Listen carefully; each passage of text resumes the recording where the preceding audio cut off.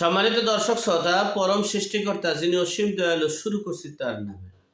আজকের বিষয় বিএনপি এবং জামাত, এই তাদের যে বসত বাড়িগুলো যেভাবে ভাঙচুর হবে সেই আশঙ্কা করা যাচ্ছে, সে বিষয়ে সংক্ষেপে আপনাদের সাথে শেয়ার করছি। দেখেন, 5ই আগস্ট শেখ হাসিনা চলে যাওয়ার পর, অর্থাৎ পালিয়ে যাওয়ার পর দেশে 5 দিন, মানে 3 দিন, অর্থাৎ 5, 6, 7, এই 3 দিন কোনো সরকার ছিল না, কোনো দায়িত্ব, কোনো অন্তর্বর্তীকালীন সরকারও ছিল না, তত্ত্বাবধায়ক সরকারও ছিল না। তখন অনেক প্রতিষ্ঠান আগুন দিয়ে পুড়িয়ে দেওয়া হয়েছে।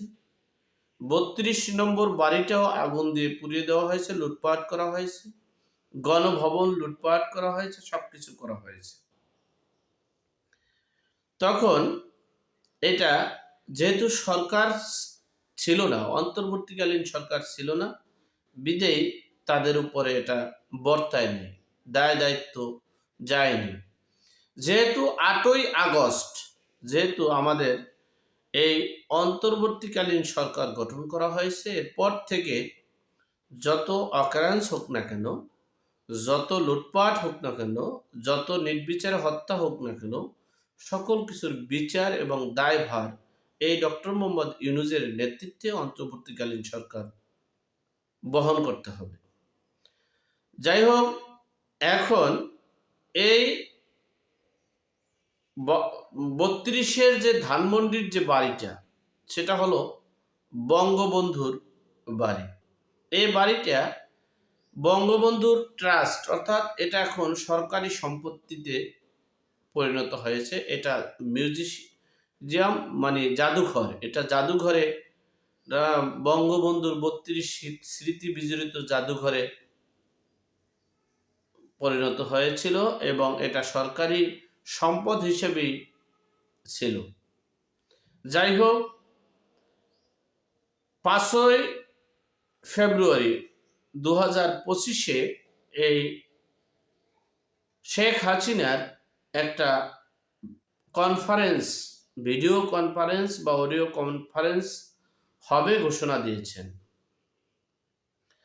তারই প্রেক্ষিতে ভয়ে আতঙ্কে আওয়ামী লীগের পুনর্বাসনের কথা চিন্তা করে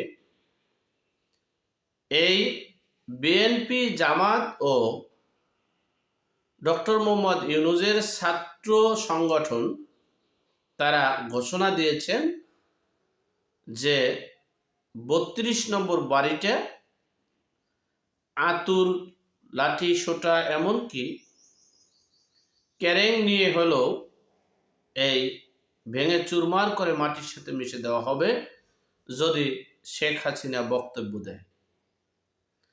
তাহলে বোঝা গেল যে শেখ হাসিনার বক্তব্য, শেখ হাসিনাকে এমন ভয় পায় যেটা কল্পনার বাহিরে।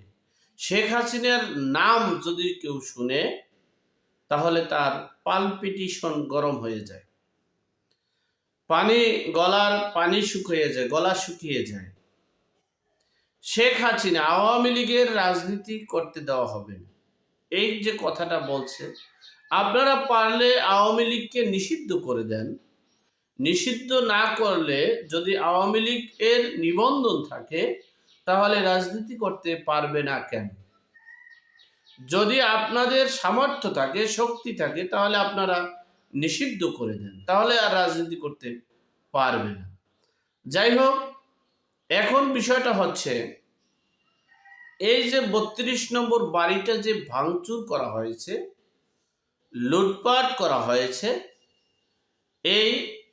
এটার কারণ হচ্ছে এই স্বাধীনতার পরাশক্তি, যারা এই দেশটা স্বাধীনতা চায়নি, তারা, তাদের ভিতরে আগুন জ্বলে ছারখার হয়েছিল যে এই বাড়িতে বসেই এই 1971 সালের মহান মুক্তিযুদ্ধের আন্দোলন, সংগ্রাম, প্ল্যান, পরিকল্পনা, সব কিছুর নেতৃত্ব এখান থেকে আসছে। সুতরাং যেহেতু আমরা 2024 সালের 5ই আগস্ট স্বাধীন করেছি, সেহেতু এই বাড়িটা ধ্বংস করে দিতে হবে, বাড়িটা চুরমার করে দিতে হবে। এই বাড়ির কোনো অস্তিত্ব রাখা যাবে না। যদি এই বাড়ির অস্তিত্ব রাখা হয় তাহলে সেই স্বাধীনতার যুদ্ধের কথা মনে পড়বে, সেই স্বাধীনতার যুদ্ধের চেতনা থাকবে, সেই স্বাধীনতার যুদ্ধের যে মহানায়ক সেটা থাকবে, সেটাকে শেষ করে দেওয়া হবে। এটাই ছিল তাদের এই স্বাধীনতার পরাশক্তিদের প্ল্যান এবং পরিকল্পনা। সেই প্ল্যান এবং পরিকল্পনা অনুযায়ী এটাকে ভেঙে চুরমার করে দিয়েছে। যাই হোক, এখন বিষয়টা হচ্ছে বিশ্ববাসী সহ পশ্চিমা রাষ্ট্র জাতিসংঘ তিনি দেখেছেন যে যদি এখানে দেখেন এই ভাঙাচুরার সময় সেনাবাহিনী তারা গিয়েছিল, তারা বাধা দিতে পারেনি, তারা বন্ধ করতে পারেনি, বরঞ্চ তারা দেখে জরিপ করে কতটুকু ভাঙা হয়েছে, কতটুকু ভাঙছে সেটা দেখে তারা চলে আসছে।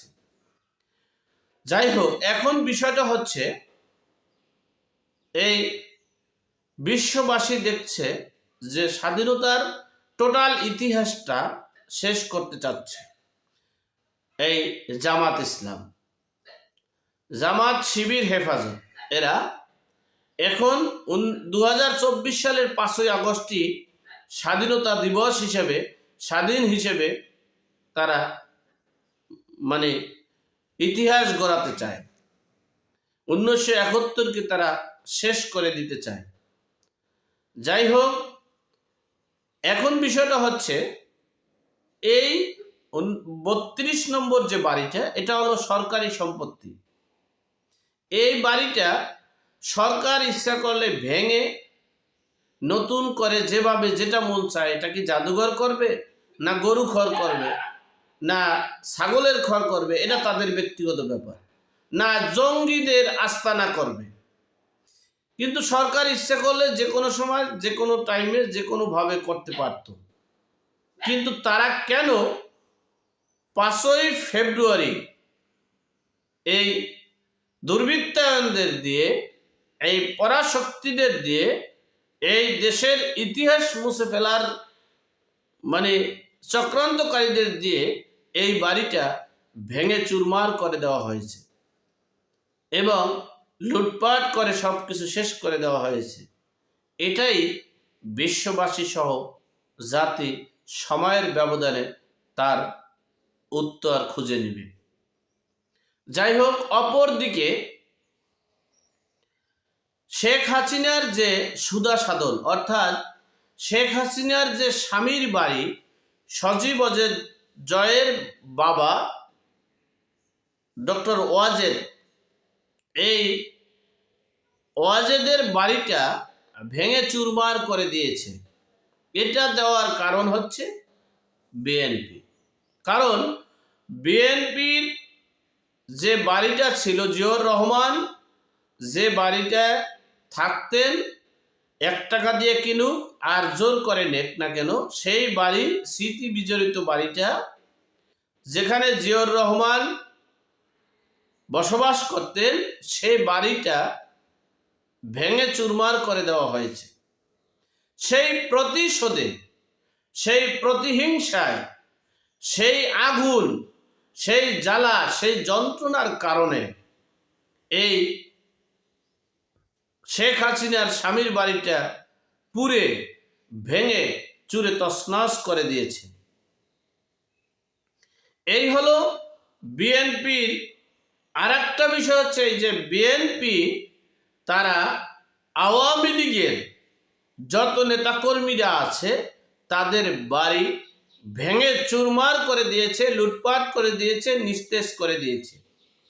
অর্থাৎ আওয়ামী লীগ সরকার যেভাবে ক্ষমতায় থেকে এই জিয়র রহমানের যে বাড়িটা, সে বাড়িটা ভেঙে যেমন রাস্তা দেখাইয়ে দিয়েছে, সজীব জয়ের বাবার বাড়িটা ভেঙে চুরমার করে দেওয়ার, ঠিক তেমনি এই ডক্টর মোহাম্মদ ইউনূসের শাসনামলে বিএনপি এই আওয়ামী লীগের নেতাকর্মীদের বাড়ি যেমন ভেঙে চুরমার করে মাটির সাথে মিশিয়ে দেওয়া হয়েছে, যেভাবে যে রকমের তার চেয়েও ভয়াবহ অবস্থায় জামাত এবং শিবির হেফাজত বিএনপির বাড়িঘর ধন সম্পদ লুটপাট করবে সময়ের ব্যবধানে। আমরা তো এগুলো চাইনি, আমরা প্রতিশোধ পরায়ণ হতে চাইনি, আমরা প্রতিহিংসা চাইনি, আমরা চেয়েছিলাম শান্তি।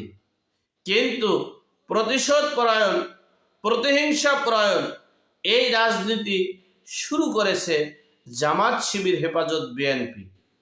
কারণ আমরা ইতিহাস দেখেছি, ইতিহাস পড়েছি, অনেক কিছু শুনেছি। ৭৫-এর ১৫ই আগস্ট শুনেছি, ৭ই নভেম্বর শুনেছি, এরপরে ১৯৭৯, এরপরে এই স্বৈরাচার এরশাদ শুনেছি, এরপরে 1/11 শুনেছি। কেউ কখনো এই রকমের দুর্বৃত্তায়ন, এই রকমের ধ্বংসস্তূপ, এই রকমের নিস্তেজ করে দিয়েছে বাড়িঘর, ইতিহাস বিরল। অর্থাৎ স্বাধীনতার পরাশক্তি তারা চায় যে স্বাধীনতার ইতিহাস ধ্বংসস্তূপ করে শেষ করে দিয়ে ২৪-এর ইতিহাসকে স্বাধীন করতে চায়। স্বাধীন করে এরপরে তারা নতুন করে নতুন রাষ্ট্রে, নতুন যেমন বিশ্বের শীর্ষে আমরা ৩ নম্বর যে রাষ্ট্রে আছে সেই রাষ্ট্রে রূপান্তরিত করার জন্য মিশন এবং ভিশন নিয়ে আগাচ্ছে। বিএনপি এই নেতৃত্বে দিয়ে আজকে আওয়ামী লীগের বাড়িঘর যেভাবে ধ্বংসস্তূপে পরিণত হয়েছে, করা হয়েছে, করেছে, হয়তোবা এই প্রতিশোধ পরায়ণ যেভাবে নেওয়া হয়েছে, বিএনপি নিয়েছে, সময়ের ব্যবধানে হয়তোবা আওয়ামী লীগও নিবে। তাহলে আমরা কি, আমরা এই বাঙালি জাতি কি প্রতিটা সময়ের ব্যবধানে আমরা কি ধ্বংসস্তূপের দিকেই ধাবিত হব, নাকি একটা সভ্য, সুন্দর, উন্নত রাষ্ট্র এবং সভ্য রাষ্ট্রের দিকে যাব? সেদিকে আর কল্পনাও করা যাবে না, আর ভাবার কোনো সুযোগ নেই। আমরা ৫ই আগস্টের পর মনে করছিলাম আমরা সভ্য জাতি হিসেবে বিশ্বের দরবারে মাথা উঁচু করে দাঁড়াতে পারব, কিন্তু দুঃখের বিষয়ে আমরা ধ্বংসলীলার মধ্যেই বসবাস করতে যাচ্ছি। আমাদের ঘৃণা হয় যে এই বাংলাদেশে আমাদের জন্ম হয়ে আমরা কত পাপী মনে করতেছি এখন। কারণ হচ্ছে, যেই দেশে একটা নাগরিকের মৌলিক অধিকার নেই, জানমালের নিশ্চয়তা নেই, তাদের জীবনের হুমকির মুখে সবসময় থাকতে হয়, তাদের কি অবস্থা একটাবার ভাবা উচিত। যাই হোক, সকলের কাছে আমার দাবি থাকবে, আপনারা যেখানে আছেন সেখান থেকে সকল অপকর্মের বিরুদ্ধে রুখে দাঁড়িয়ে দেশকে, সমাজকে, মহল্লাকে একটু মুক্ত রাখুন। সেই প্রত্যাশা রেখে আজকের মতো এখানেই শেষ করলাম। ভালো থাকবেন, সুস্থ থাকবেন। আসসালামু আলাইকুম।